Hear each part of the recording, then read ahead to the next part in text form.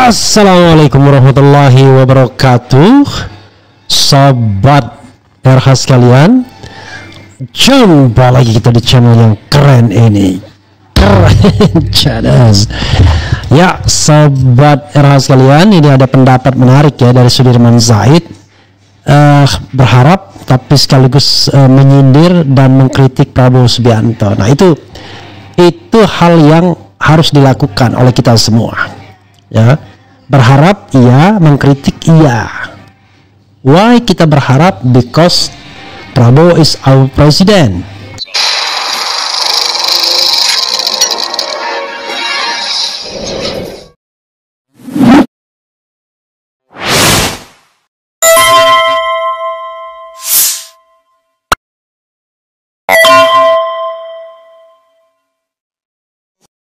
Kenapa kita mengkritik? Karena kita pemegang kedaulatan rakyat, people's sovereignty, sesuai dengan prinsip-prinsip dalam konstitusi, bahkan norma dalam konstitusi. Kedaulatan berada di tangan rakyat dan dilaksanakan menurut undang-undang dasar. Jadi kalau mereka yang nggak paham itu susah juga.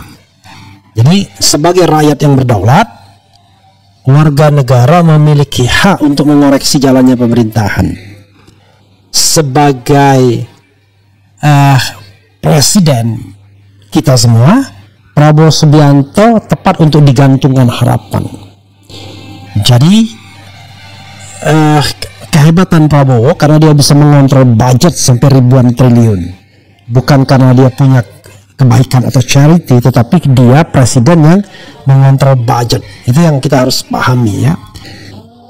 Cukup lama juga Sudirman Said ini tidak bersuara di publik, terutama setelah kisah perpisahannya dalam tanda kutip dengan Anies Baswedan. Kita tahu awalnya Anies Baswedan di backup oleh Sudirman Said, tetapi belakangan Sudirman Said rupanya tidak jalan juga ya. Waktu itu persaingannya dengan Ahmad Ali dan Sudirman Said. Sayang sekali ya kalau orang punya komitmen tidak mau satu. Ya mungkin ada kesalahan-kesalahan kecil atau kesalahan yang sedikit besar, tetapi selama itu masih bisa direkonsiliasi ya, dan bukan cacat moral dan etika, why not? Begitu sobat eros sekalian. Coba kita bacakan apa yang disampaikan oleh Sudirman Said ini ya. Oke. Dan orang seperti Sudirman Said tidak lolos untuk KPK ya, sayang sekali kan. Oke. Pesan Sudirman Said ke Prabowo _2, lakukan koreksi total, jangan terus topang baron kekuasaan. Suara.com, mantan Menteri Energi dan Sumber Daya Mineral ESDM Sudirman Said menaruh harapan sekaligus kekhawatiran besar terhadap arah pemerintahan Presiden terpilih Prabowo Subianto. Ia mendorong Prabowo untuk berani melakukan koreksi total atas berbagai kemunduran bangsa dan kembali pada jati dirinya sebagai seorang patriot. Lepas dari bayang-bayang Presiden Jokowi yang membantunya menang, Sudirman meyakini publik menanti gebrakan Prabowo untuk membenahi kerusakan yang terjadi, terutama dalam hal pelemahan institusi negara. Menurutnya, tantangan terbesar Prabowo adalah membuktikan bahwa ia bisa mandiri dan tidak tersandra oleh kepentingan politik yang membawanya ke tampuk kekuasaan. Ada harapan pada Pak Prabowo, tetapi ada tantangannya.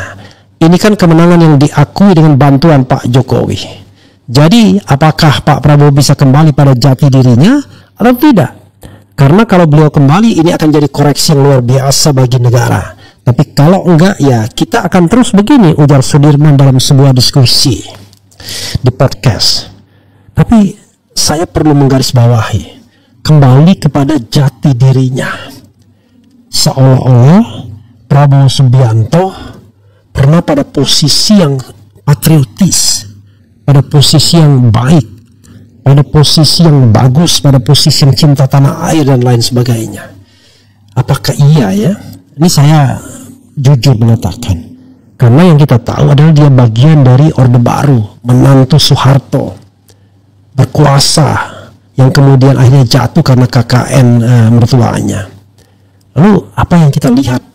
Pernah juga dipecat sebagai jenderal. Kalau sekarang orang memuji-muji dia, patriot sejati, cinta tanah air dan lain sebagainya, yakin sebagian besar karena ingin menjilat. Now because now he is the president, atau sebagian takut mengkritik. Tetapi kalau dia memang menjelma, saya tidak ingin kembali karena saya tidak melihat di mana dia pada masa di mana dia kemudian menjadi pemimpin yang hebat, pemimpin yang kemudian dicintai oleh masyarakat, pemimpin yang kemudian membangun demokrasi dan kebebasan berpikir dan berpendapat. Saya belum pernah melihatnya karena sejarahnya dia adalah bagian dari Orde Baru. Justru sekarang saya mengatakan ini adalah kesempatan bagi Prabowo untuk membuktikan bahwa dia adalah presiden harapan rakyat, bukan bagian dari Orde Baru, bukan pula bagian dari pemerintahan Jokowi. Jadi adalah dia the enlightened leader, newborn leader, ya kan? Jadi presiden yang baru lahir, yang baru dilahirkan, yang tercerahkan. Jadi kalau saya mengatakan ini adalah garis starting point dia untuk membuktikan itu semua. Tapi kalau kita balik-balikan dia ke Orde Baru, saya tidak melihat contoh yang baik dalam pemerintahan Orde Baru. Saya tidak melihat contoh yang baik dalam pemerintahan Presiden Jokowi. Justru dia harus membuktikan mampu menghapus semua stigma tersebut, stigma Orde Baru dan Orde Jokowi, untuk kemudian menciptakan tatanan yang memang merupakan legacy Prabowo. Nah, itu kan tantangannya ke depan. Jadi jangan disuruh balik-balik. Suruhlah berpikir dan maju ke depan, because now he is the president, he is a president, he is our president. Jadi kita tidak menyuruh dia menjadi Prabowo Subianto yang menantunya Orde Baru atau penguasa Orde Baru. Kita tidak menyuruh dia Prabowo Subianto yang merupakan Menteri Pertahanan Jokowi, tapi kita ingin hasil berharap dari Prabowo Subianto yang Presiden Republik Indonesia yang dilantik sejak tanggal Oktober, sejak tanggal 20 Oktober atau 19 Oktober ya, 20 Oktober 2024. Itulah yang kita harapkan. Kita tidak mengharapkan masa lalunya, tapi kita mengharapkan masa depan yang mau ditawarkannya. Begitu ya cara pandang saya. Karena kalau orang memuji-muji masa lalu Prabowo Subianto, saya tidak melihat masa lalu yang kemudian punya kontribusi yang positif, kontribusi yang luar biasa bagi kepentingan rakyat Indonesia. Kalau dia menjadi bagian dari kekuasaan pemerintahan Orde Baru, justru kontribusinya menjadi negatif, gitu ya. Kemudian bagi Sudirman, solusi fundamental untuk memperbaiki carut marut persoalan bangsa saat ini bukanlah dengan mengandalkan kekuatan personal seorang pemimpin, melainkan dengan memulihkan dan memperkuat kembali pilar-pilar kelembagaan negara yang selama ini terasa dilemahkan. Cuman sekali lagi, pernah kuat nggak? Pernah komit nggak? Ya, secara tegas menyebut beberapa institusi krusial yang harus dipulihkan fungsinya. Saya pikir kita harus kembali ke fondasi dasar membangun institusi, jangan personal. Partai harus difungsikan, DPR harus difungsikan, BPK harus difungsikan, KPK harus difungsikan, jaksa harus difungsikan, tegasnya. Lebih lanjut, Sudirman menyoroti pentingnya penerapan sistem meritokrasi dalam birokrasi dan pemerintahan. Dan sekali lagi, sebutkan suatu masa di mana kita bangga bahwa Kejaksaan Agung bekerja baik, kemudian KPK bekerja baik. KPK barangkali ada catatan-catatan yang membuat kita bangga. Kemudian DPR bekerja baik. Jadi bukan memfungsikan kembali, tapi memfungsikan pada fungsi yang sebenarnya yang belum pernah dilaksanakan atau dilaksanakan tidak dengan cara yang benar. KPK sudah mulai benar ketika dibangun, tapi sekarang mulai dibelokkan. Itu soalnya ya. Penempatan individu harus didasarkan pada kapasitas, pengalaman, dan rekam jejak yang mumpuni, bukan karena kedekatan atau kepentingan politik sesaat. Dalam kondisi seperti ini, Prabowo sudah bilang nggak berkeringat kok pengen masuk kabinet. Maka politik keringat dengan meritokrasi itu nggak bisa sejalan, tidak bisa seiring. Kalau kita mendapatkan orang berkeringat dan orang berkeringat itu terus kemudian sesuai dengan prinsip meritokrasi, kita senang. Tapi bagaimana berkeringat? Oke, dia punya kemampuan, tapi bagaimana kalau dia korup? Atau selama menjadi pejabat hanya memperkaya pundi-pundi kekayaannya, baik untuk dirinya maupun kelompok atau partai politik yang menopangnya. Kan banyak yang seperti itu. Ia menyedih keras proses pencalonan wakil presiden yang menyertai Prabowo yang dinilainya mencederai etika dan hukum. Ini benar ini. Kita punya pengalaman baik dalam memilih wakil presiden. Kita selalu dapat wakil presiden yang punya rekam jejak panjang. Oh, maybe yes, maybe no. Tetapi jelas wakil-wakil presiden terdahulu jauh lebih baik daripada Gibran Raka Buming Raka. Frankly speaking, jangankan untuk seorang wakil presiden, untuk jabatan menteri pun tak cocok rasanya ya. Punya kapasitas mumpuni. Sekarang kan hanya memenuhi hajat seseorang dengan menerobos hukum dan etika sentilnya. Dalam analisisnya, sebuah bangsa bisa hancur bukan karena perang fisik, melainkan karena keengganan untuk belajar dari kesalahan dan terus mengulang praktik yang merusak tatanan. Itulah Indonesia ya. Oleh karena itu, Sudirman Said secara terbuka mengajak para elit politik dan ekonomi untuk menghentikan praktik yang menopang baron-baron kekuasaan dan segera sadar untuk tidak membiarkan negara terus mengalami kemunduran. Ia mengingatkan kembali para semangat luhur para pendiri bangsa yang tertuang dalam konstitusi.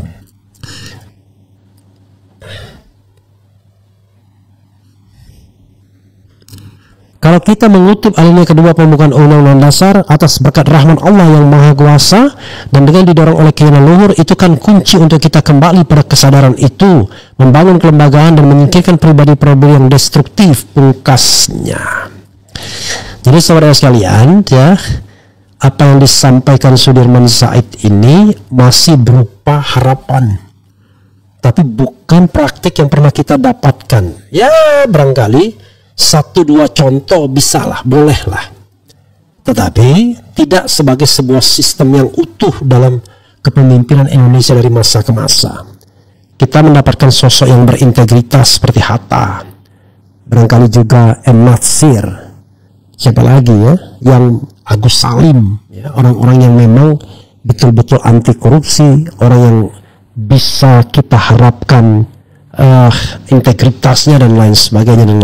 Jenderal Hugeng sebagai Kapolri, kita harus kembali kepada sosok-sosok seperti itu. Saya setuju. Jadi kita kembali pada role model yang pernah kita punya. Kembalilah pada Hatta, kembalilah pada Jenderal Hugeng, kembalilah pada Bahardin Lopa, kembalilah kepada siapa? You name it, orang-orang yang punya komitmen, tidak korup, dan betul-betul cinta kepada negara dan bangsa ini. Bukan orang yang berkuasa tapi at the same time membangun kekuasaan korup dan kemudian mengabdikan kekuasaan tersebut tidak hanya kepada rakyat tapi lebih lagi kepada keluarga dan kroni-kroninya. Kita tidak ingin arah dan era seperti itu terulang kembali di era pemerintahan Prabowo Subianto. Walaupun bau-bau seperti itu tak terhindarkan, tapi paling tidak Prabowo harus menunjukkan bahwa dia pemimpin yang diharapkan. Kalau tidak, 5 tahun lagi kita akan sia-sia punya pemimpin. Walaupun saya punya determinisme sendiri, tetapi sudahlah. Ya, toh Prabowo Subianto sudah jadi presiden. Tidak usah kita ngulang-ngulang bagaimana caranya dia memenangkan pertarungan. Tetapi ke depan, governance berpemilu atau berpilpres itu menjadi bagian yang harus diperbaiki kalau kita ingin betul-betul harapan kita cerah di masa depan. Kalau kita pakai pendekatan yang lebih spiritual misalnya, bagaimana mungkin kita berharap negara kita jadi negara yang baik, sejahtera ya, dan dirahmati oleh Allah Subhanahu wa taala kalau pemimpinnya mengambil kekuasaan dengan cara curang, dengan cara membayar, dengan cara yang tidak fair dan lain sebagainya. Begitu sobat era sekalian ya. Thank you very much buat Sudirman Said yang sudah sharing soal ini. Oke, coba kita bacakan sedikit yang tidak relevan pun saya bacakan juga, tidak apa-apa. Mengapa tidak ada orang yang mau melaporkan kejaksaan dan MA ke ombudsman terkait berlarutnya masalah eksekusi Sylvester Matutina? Pret. Ternak mul kebal hukum. Gerombolan sakit hati sibuk untuk membuat opini masyarakat membenci Jokowi dan keluarga. Gak akan ngaruh apapun bagi masyarakat yang waras dan cerdas. Luar biasa. Apakah dimungkinkan jika masalah ijazah Jokowi ini diselesaikan secara politik lewat mekanisme pansus DPR? Karena sepertinya semua penegak hukum melindungi Jokowi, terutama soal isu ijazah palsu. Why not? DPR itu adalah wakil rakyat. Ya, wakil rakyat harusnya merakyatkan begitu. Kemudian Prabowo Presiden Rakyat Indonesia dan copot Kapolri Tito, Luhut, Bahlil, Erick Thohir, Budi Ari, mantunya Jokowi, dan Jokowi berijazah palsu. Mereka ini geng Solo yang mengancam keutuhan NKRI. Apalagi ini negara gila, terpidana bisa jadi komisaris. Ngopi saja sambil berdoa, semoga negeri ini menjadi lebih baik, adil, makmur, aman, dan damai. Semoga pemimpin negeri ini masih dilindungi Tuhan dan senantiasa mendapatkan petunjuknya. Amin. Kemudian di mana-mana termul komentarnya sama, sakit hati. Saatnya geng Oslo dihabisin. Semoga Prabowo merupakan presiden yang merdeka. Bila Prabowo tidak merdeka, pasti rakyat pun tidak menemukan kemerdekaan. Sudah bobrok hukum di Indonesia, makanya investor tidak ada yang mau masuk. Indonesia 10 tahun telah dirampok oleh para pemimpinnya dengan tidak ada rasa malu. Hampir semua departemen dan lembaga negara dikorupsi. Belajar dari koruptor kakak, belum ada yang diadili dan dipenjarakan. Kemudian pandangan Pak Sudirman Said sangat baik, Prabowo harus dengar, jauhi Jokowi. Kemudian mantan X tidurlah dengan tenang. Mudah-mudahan masyarakat Indonesia berakal sehat, selalu objektif dan menjunjung kejujuran dan kebenaran, memiliki rasa malu dan etika serta moral yang baik, karena miris sekali melihat keadaan bangsa ini. Tangkap dan bungkam pemuja Jokowi yang dungu banget, bikin Indonesia hancur dulu, baik di bidang ekonomi, sosial, politik, dan budaya. Mantan memprihatinkan. Solusi Indonesia tanpa masalah ya mutlak jauhi Jokowi. Ya, lalu TNI fungsikan untuk menahan tremul-tremul itu, sementara polisi nggak usah diurusin. Coba 1 tahun NKRI makin kuat. Mulai sekarang nggak usah ada oposisi sama saja. Kalau nggak ada oposisi gimana? Bos, kita jangan terlalu oportunis, bersikap optimis. Pak Wowo alirkan darah Pak Sumitro, akan dicintai rakyat. Kok oportunis ya? Anda paham nggak? Yang namanya oportunis itu menjilat, ngambil kesempatan, ya kan? Kalau Anda mengatakan, bos tidak usah terlalu pesimistis, ya kan? Bersikaplah optimistis, ya. Pak Wowo alirkan darah Pak Sumitro, akan dicintai rakyat, kan begitu. Ya, tapi mungkin ini kurang lengkap ya. Orang seperti Jokowi, Luhut beserta keluarganya memang harus dihindari. Kemudian semoga Prabowo presiden yang merdeka. Bila belum merdeka, ingat 17 Agustus 1945 2025 di depan TNI Polri yang kelihatan gagah berani. Koreksi total, tiji tibeh berani ya. Maksudnya mati siji mati kabeh. Kemudian maghrib. Oke, saudara sekalian ya, mudah-mudahan bermanfaat apa yang disampaikan ya. Belum sampai maghrib di Jakarta bro. Ya, hampir maghrib iya, tapi belum maghrib. Itu saja saudara sekalian, mudah-mudahan bermanfaat. Apalagi nih ya, my hope is have a clean government ya. My hope is to have a clean government, supaya rakyat sejahtera dan dilindungi dan sebagainya dengan baik. Saya muak melihat PSN yang merugikan rakyat, PSN Banten tanah rakyat diacak-acak negara entah di mana. Oke, saudara sekalian, itu saja ya. Wassalamualaikum warahmatullahi wabarakatuh. Keren, cheers.